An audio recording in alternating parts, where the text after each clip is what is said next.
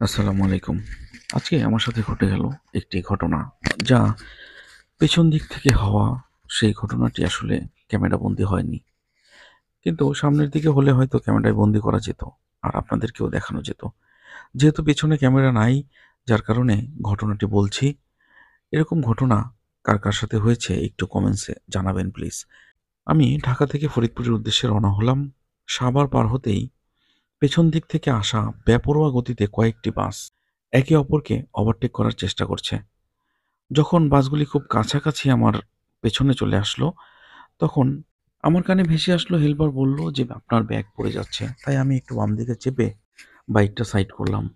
আর এই সুযোগে প্রশস্ত জায়গা নিয়ে সে ওভারটেক করতে পারলো। কিন্তু আমি বাইক থেকে নেমে দেখি যে আমার একদমই কিছুই হয়নি। আমি যে সুন্দরভাবে ব্যাগটি বেঁধেছিলাম, সব ঠিকই আছে।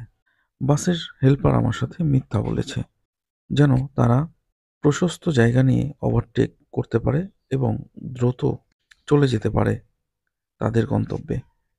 কিন্তু আসলেই কি একটু পারাপারি করে বা দ্রুত গেলেই গন্তব্যে আগে পৌঁছানো যাবে? আপনাদের মতামত জানাবেন প্লিজ। একটি দুর্ঘটনা সারা জীবনের কান্না।